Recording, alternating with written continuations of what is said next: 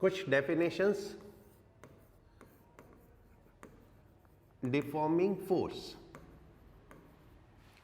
Deforming force is what? Is the force applied that deforms the system.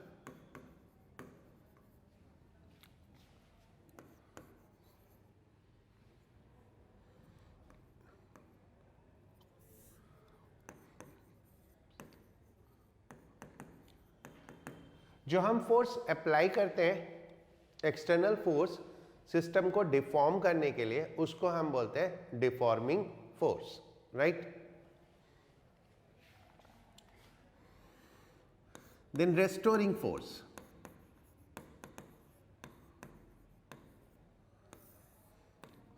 When its system is deformed,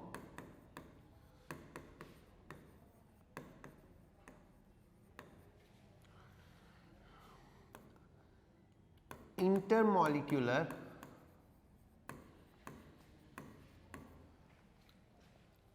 forces develop inside.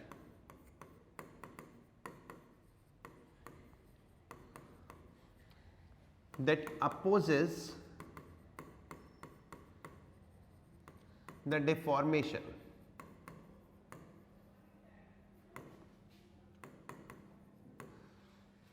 Sum of all intermolecular forces. Sum of all intermolecular forces develop in the system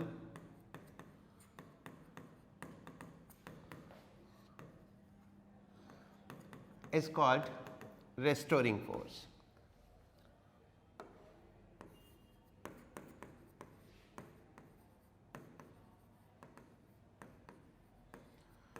It is always opposite to deforming force.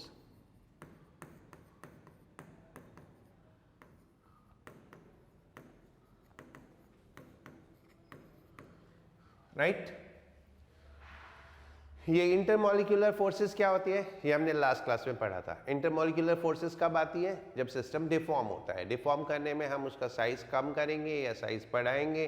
Basically molecular distances जब change होते हैं तो intermolecular force आता है. Is it clear to all? Right. Now कोई भी एक system लो, इस पे हमने फोर्स लगाई तो ये डिफॉर्म होगा. अगर हम मॉलिक्यूल्स को देखें तो इनसाइड एक अट्रैक्टिव फोर्स डेवलप हो जाएगी. तो वो टोटल फोर्स हम बोल सकते हैं रेस्टोरिंग फोर्स. तो ये रेस्टोरिंग फोर्स हो गई. ये रेस्टोरिंग फोर्स क्या करती है? सिस्टम के डिफॉर्म होने को अपोज करती है. ठीक है, सिस्टम को डिफॉर्म होने को अपोज करती है. और जैसे ही हम ये फोर्सेस हटाते हैं तो सिस्टम अपनी ओरिजिनल कॉन्फ़िगरेशन को रीगेन करता है. Right? So it is always opposite to deforming force and help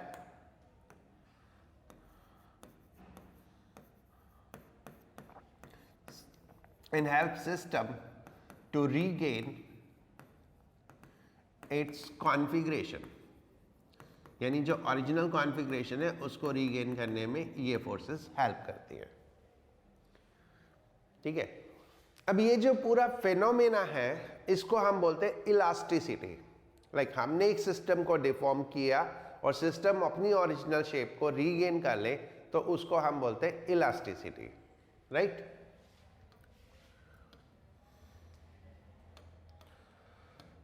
So next is elasticity.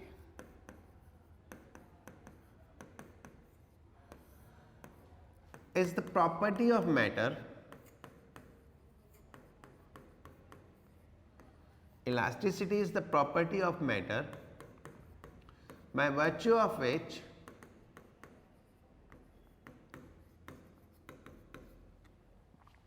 system tend to regain its original configuration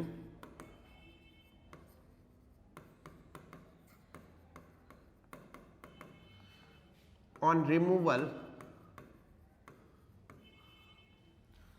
of deforming force.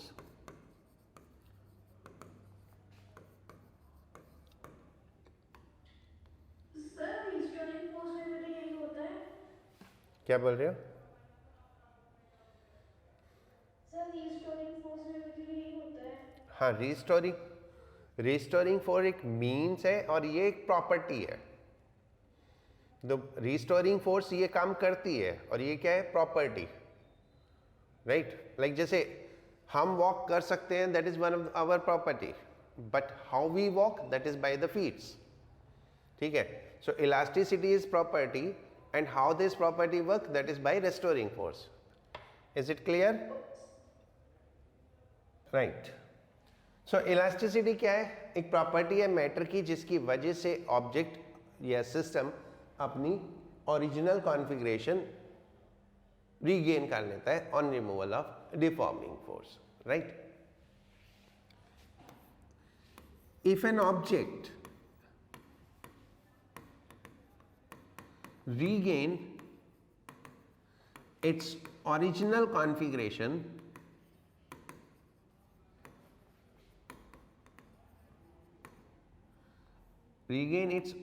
configuration completely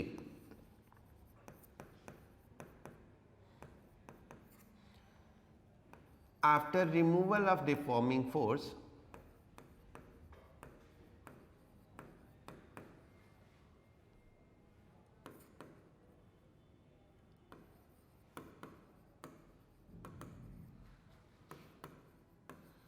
no matter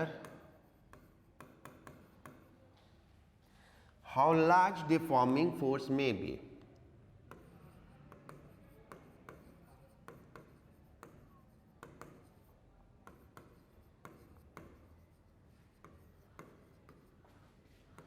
Is called perfectly elastic body. Is called perfectly elastic body. Diamond and quartz are nearly perfectly elastic body, right? Perfectly elastic मतलब वो हमेशा अपना original configuration regain कर लेगी, चाहे कितना भी force लगा दो आप, डिफॉर्मिंग फोर्स। बट ऐसा हो पाना पॉसिबल नहीं है। So the perfectly elastic body is a hypothetical concept, but diamond and quartz these are close to plastic perfectly elastic body. यानी ये परफेक्टली इलास्टिक नहीं है, but we can say nearly perfectly elastic because they are very hard object. They are very hard substance. Diamond and quartz are extremely hard substance. देखो deformation वो नहीं होती जो हमें दिखाई देती है। आप कुछ भी फोर्स लगाओगे तो मॉलिक्यूलर इंटरेक्शन तो होगा ना। You are not able to see that, mean that doesn't mean होता नहीं है। ठीक है? अगर deformation बहुत कम है तो हमें दिखाई नहीं देगा, लेकिन deformation तो होगा ना, राइट? ठीक है बच्चों?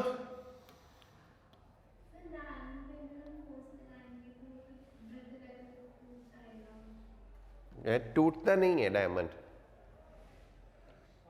डायमंड इतनी आसानी से नहीं टूटता। जब हम बहुत लार्ज अमाउंट ऑफ फोर्स लगाते हैं तो डायमंड टूटता है। Otherwise diamond is such hard that हम उसको ग्लास कटिंग के लिए यूज करते हैं, और डायमंड को काटने के लिए भी डायमंड ही यूज होता है, राइट? क्या वो गेन कैसे कर लेगा?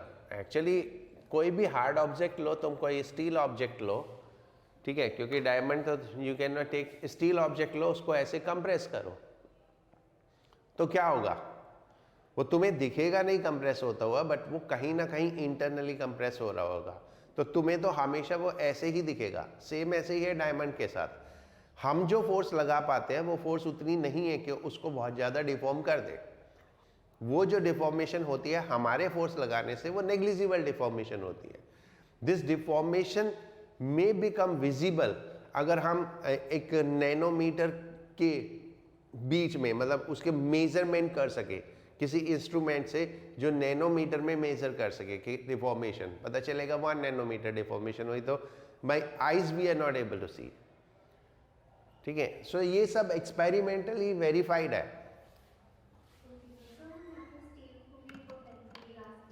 क्या बोल रहे हैं? नहीं, स्टील परफेक्टली इलास्टिक नहीं होता क्योंकि हम उसको शेप दे पाते हैं। ठीक है, स्टील को हम कंप्रेस कर पाते हैं और एक्सटेंड भी कर पाते हैं।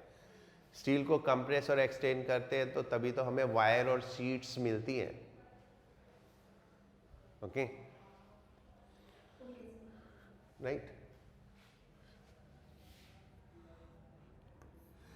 If an object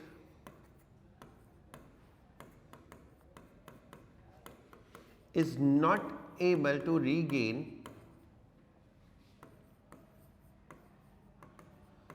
its configuration at all,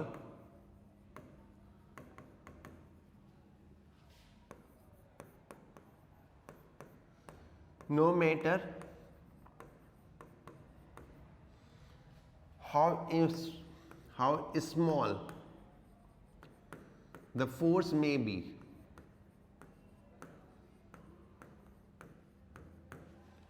is called plastic body, is called plastic body।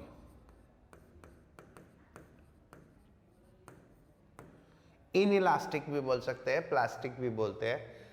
ये कौन सी बॉडीज है जिनमें हम कितना ही कम फोर्स लगाएं लेकिन वो डिफॉर्मेशन हो जाएगी और वो डिफॉर्मेशन परमानेंट होगी, राइट। पुट्टी,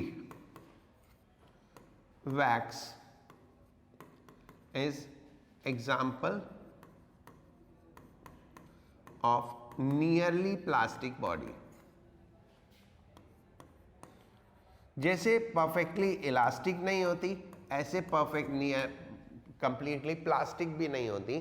बट अगर हम बात करें पुट्टी की, पुट्टी में आप हल्का सा ऐसा है हाथ लगाओ, वैक्स की जगह अगर क्ले लिख लें तो बेटर होगा। क्ले यू यूज ना, क्ले जो क्ले होती है जो बच्चे खेलने के लिए यूज करते हैं, उसमें हल्का सा भी हाथ लगाओ तो क्या होता है, शेप खराब हो जाती है और फिर वो रीगेन नहीं होती। तो अगर बहुत कम फोर्स लगाने पे भी सिस्टम डिफॉर्म हो रहा है, so then we say what, plastic body, right. Tougher to deform means more elastic is body।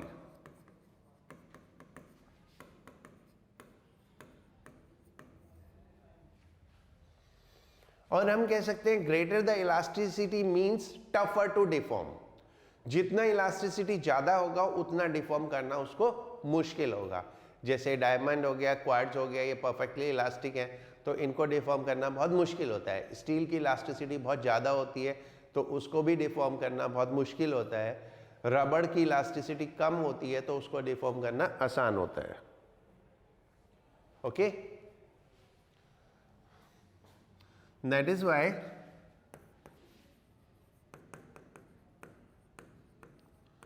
rubber is more elastic, sorry, steel is more elastic than rubber।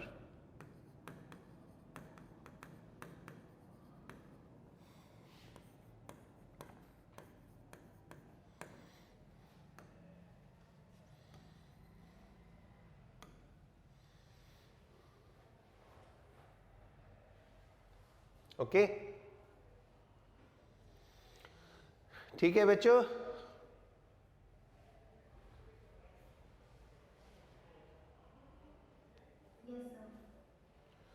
Now next, elastic limit।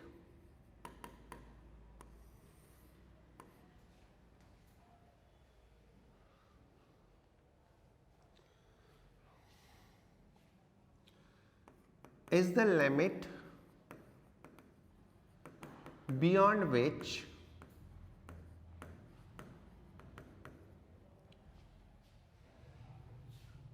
body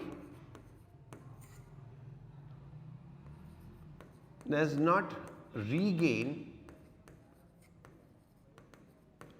its original configuration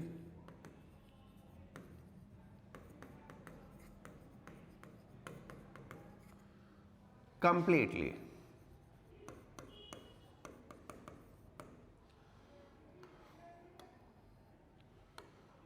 For different substance,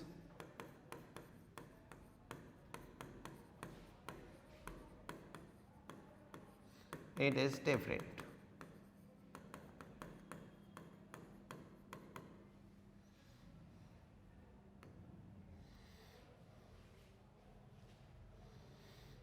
ठीक है. Greater the elastic limit,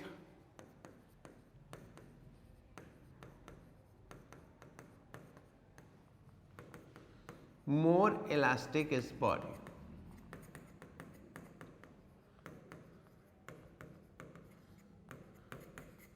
जितनी elastic limit ज्यादा होगी उतना substance ज्यादा elastic होगा. Correct. Sir मैं ये वाला नहीं समझी. जब हम एक स्प्रिंग को एक्सटेंड करते हैं तो वो अपनी ओरिजिनल पोजीशन पे वापस आ जाता है छोड़ते ही. लेकिन अगर हम उसको बहुत ज़्यादा एक्सटेंड कर देते हैं तो छोड़ने के बाद वो अपनी ओरिजिनल पोजीशन पे नहीं आता, तो हम बोलते हैं वो इलास्टिक लिमिट से बाहर हो गया. राइट.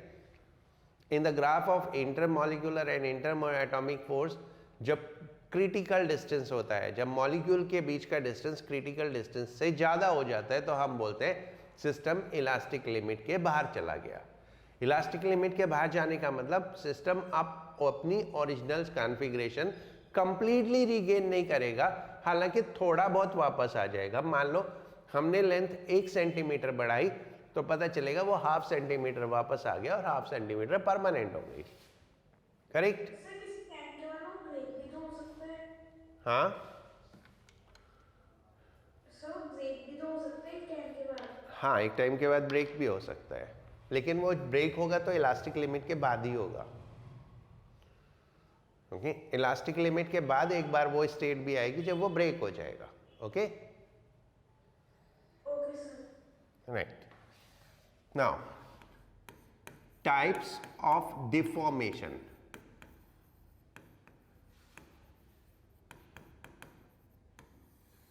हम कितने टाइम के हम जो डिफॉर्मेशन स्टडी करते हैं वो 3 डिफरेंट टाइप के डिफॉर्मेशन स्टडी करते हैं.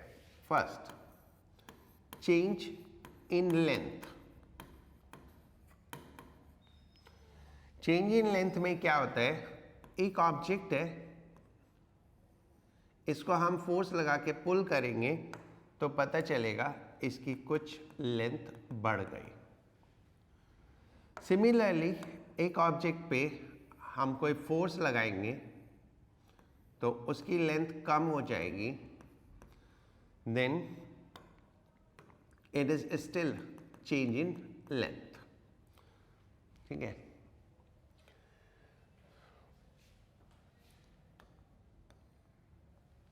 इस चेंज को हम टेंसाइल बोलते हैं. टेंसाइल जब लेंथ इंक्रीज होती है, और इस चेंज को हम कंप्रेशन बोलते हैं जब लेंथ डिक्रीज होती है. Change in length, tensile and compression, या टेंशन एंड कंप्रेशन. आप इसको टेंशन भी बोल सकते हो, टेंसाइल भी बोल सकते हो. नाउ नेक्स्ट होता है चेंज इन वॉल्यूम.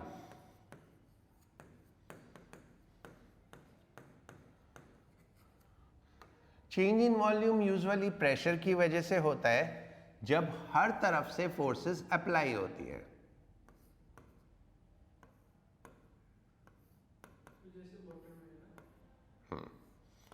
किसी ऑब्जेक्ट को वाटर में, पानी में डाल दो तो हर तरफ से प्रेशर लगता है, so then what happens, volume में चेंज हो जाता है.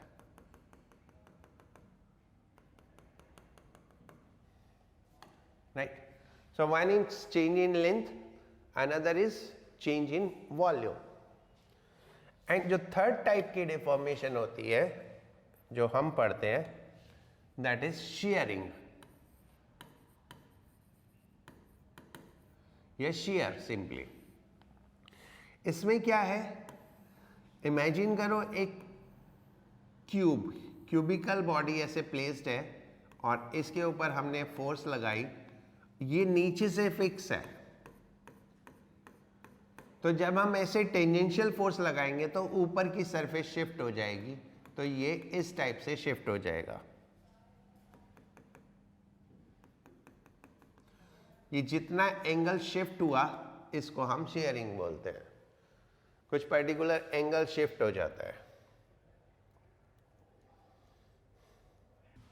सो ये 3 डिफरेंट टाइप की डिफॉर्मेशन है।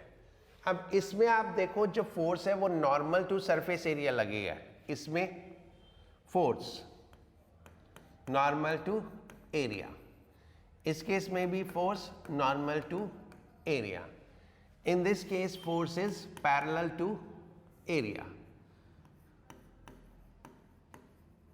टेंजेंशियल फोर्स है, इसमें परपेंडिकुलर फोर्स है। इन दोनों में फोर्स परपेंडिकुलर है, उसमें टेंजेंशियल फोर्स है, राइट। सो जो परपेंडिकुलर फोर्सेस होती है वो क्या करती है, साइज चेंज करती हैं, ये साइज में चेंज हो रहा है। और जो टेंजेंशियल फोर्सेस है वो शेप चेंज करती है, ये क्या हो रहा है, शेप में चेंज हो रहा है। ओके तो ये सब तो स्ट्रेस वाले होते हैं ना। ठीक है बच्चों। सर आपने शेयरिंग का एग्जांपल क्या बताया था? बुक लो, कोई भी बुक रखो ऐसे और उसको ऊपर से इस तरह से फोर्स लगाओ, तो वो सामने से देखोगे तो ऐसे स्लांटेड हो जाती है। ओके हाँ, ये हो गया क्या?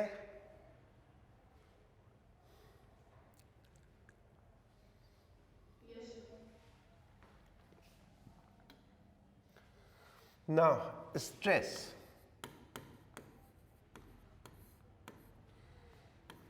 Restoring force developed per unit area in a deformed body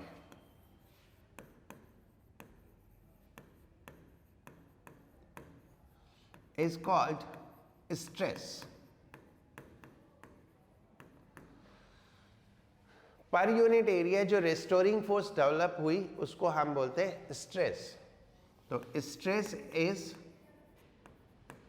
restoring force per unit restoring force upon area.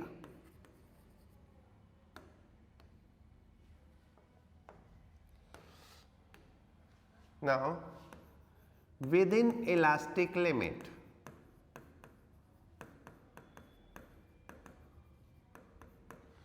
within elastic limit, restoring force equals deforming force, but ये विद इन इलास्टिक लिमिट है, ठीक है। Elastic limit तक restoring force deforming force के बराबर होती है, equal होती है, अपोजिट तो होती ही होती है, बट बियॉन्ड इलास्टिक लिमिट ये इक्वल नहीं रहते, मतलब ये प्रेशर के अपोजिट रहेगा। ठीक है। सो stress can be written as deforming force upon area or simply F by A। बिल्कुल वैसे ही जैसे प्रेशर होता है ऐसे ही स्ट्रेस होती है। Opposite direction.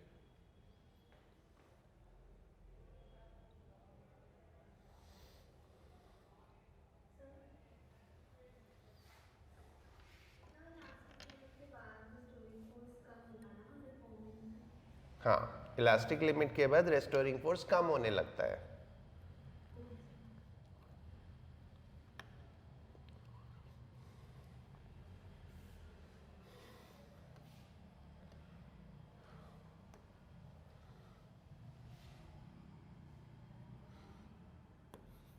Stresses stress is called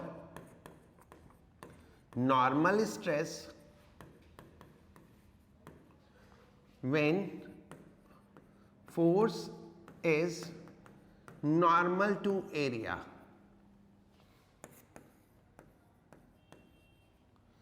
and it is called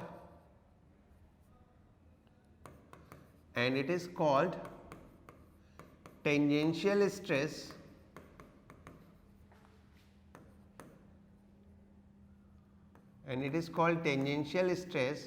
when force is tangent to area.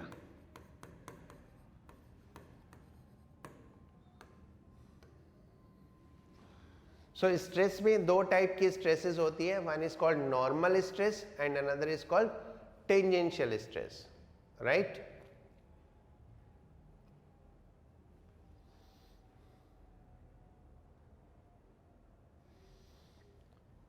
ठीक है बच्चों? और वो नॉर्मल कब होती है फोर्स, टेंजेंशियल कब होती है फोर्स, वो हमने देखा डिफॉर्मेशन में। ये नॉर्मल फोर्स, तो ये नॉर्मल स्ट्रेस और ये tangential stress. Change in length है तो भी नॉर्मल स्ट्रेस है, चेंज इन वॉल्यूम है तो भी नॉर्मल स्ट्रेस है, और चेंज इन साइज है या शेयरिंग है तो टेंजेंशियल स्ट्रेस। या हम डिफरेंट तरीके से बोले, normal stress causes change in size while tangential stress causes change in shape. ठीक है, लिख लेते हैं।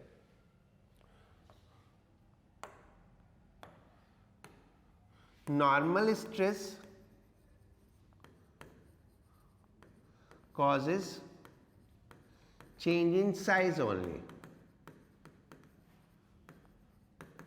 while shape change is due to tangential stress. While shape change is due to tangential stress. Okay?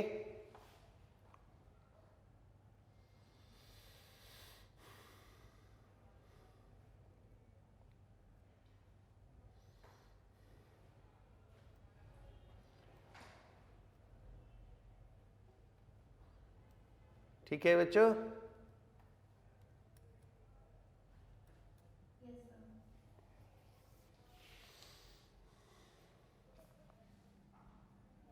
हो गया ना? Now next term आता है strain।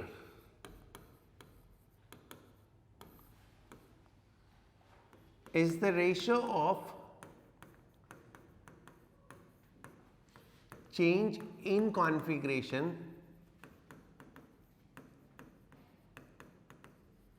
to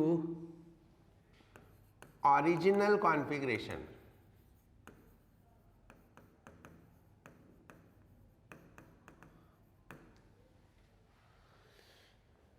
So strain is nothing, that is just a ratio। ठीक है, stress की unit क्या होती है? न्यूटन पर मीटर स्क्वायर। स्ट्रेन की यूनिट क्या होगी? यूनिट लेस होगी, स्ट्रेन की कोई यूनिट नहीं होगी। It is the ratio of change in configuration to original configuration. इसमें तीन डिफरेंट टाइप की डिफॉर्मेशन के हिसाब से तीन डिफरेंट टाइप की स्ट्रेन होती है। According to type of deformation,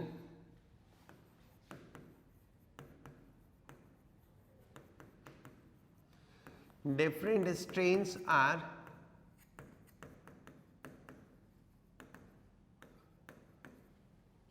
first longitudinal strain।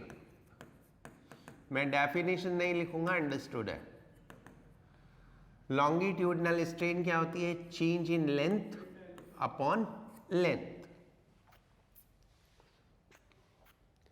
Change in length upon length. ये कोई सब्सटेंस है, ये इसकी ओरिजिनल लेंथ थी, हमने एक फोर्स लगाई एंड उस फोर्स से ये एक्सटेंड हो गया।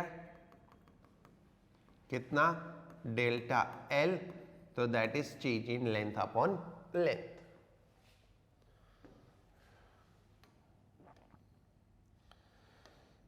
The second is volumetric strain.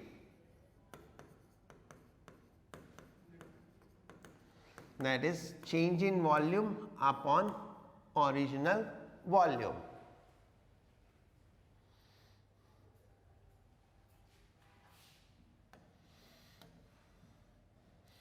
And the third, shear strain.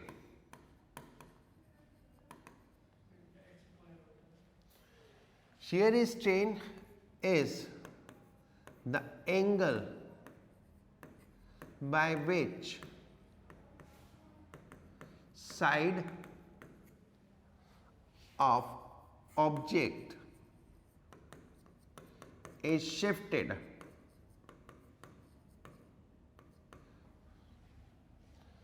Like ये हमारा ऑब्जेक्ट था,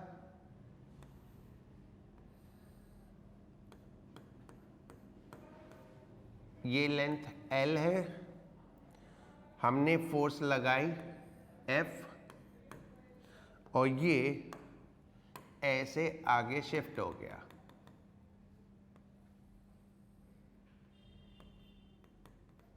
तो ये जो एंगल जितना शिफ्ट हुआ, अगर हम मान लें x अमाउंट शिफ्ट हुआ, तो एंगल इज इक्वल टू हो जाता है arc upon radius.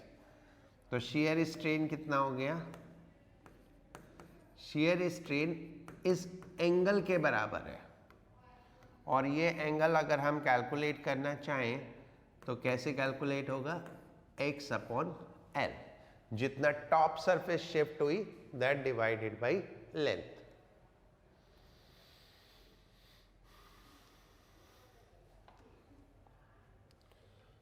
Right?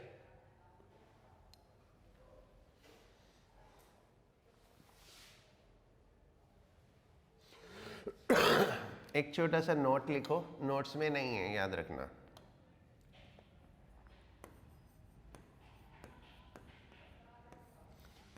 When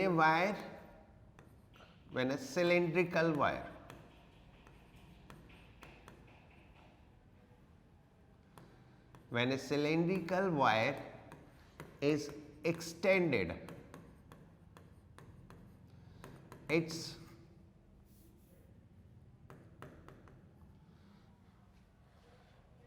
area also change. Area or radius also change. Like एक वायर है, उसका कुछ एरिया है, ठीक है, सर्कुलर होगा, सिलेंड्रिकल वायर है तो सर्कुलर होगा. जब हम उसको ऐसे एक्सटेंड करेंगे तो लेंथ बढ़ेगी, तो क्या होगा? एरिया थोड़ा कम हो जाएगा या रेडियस थोड़ा कम हो जाएगा. Right?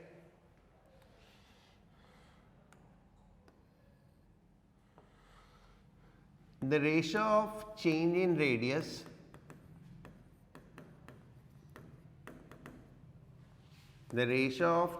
radius to original radius is called radial strain. इसको हम सेपरेटली इसलिए स्टडी नहीं करते क्योंकि ये एसोसिएटेड स्ट्रेन है. एसोसिएटेड कैसे? जब लॉन्गिट्यूडनल होगी तब रेडियल होगी. ठीक है? सो दैट्स व्हाई हम इसको सेपरेटली स्टडी नहीं करते, हम इसको लॉन्गिट्यूडनल के साथ एसोसिएटेड मानते हैं. ओके? एक छोटा सा टॉपिक और,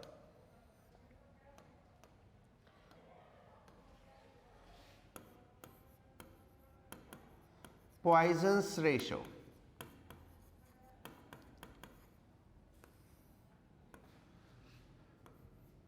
The ratio of radial strain to longitudinal strain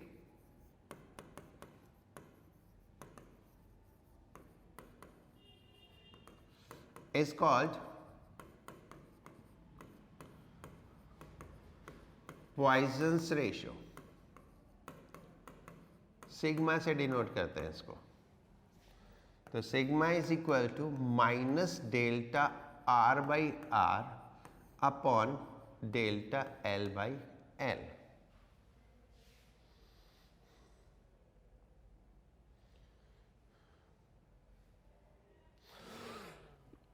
minus sign क्यों आता है? क्योंकि अगर लेंथ बढ़ेगी तो रेडियस कम होगा और लेंथ कम होगी तो रेडियस ज्यादा हो जाएगा। तो एक पॉजिटिव है तो दूसरा नेगेटिव होगा। अगर डेल्टा एल पॉजिटिव है तो डेल्टा आर नेगेटिव हो जाएगा, और डेल्टा एल नेगेटिव है तो डेल्टा आर, ठीक है, पॉजिटिव हो जाएगा। यहां तक कुछ पूछना है किसी को?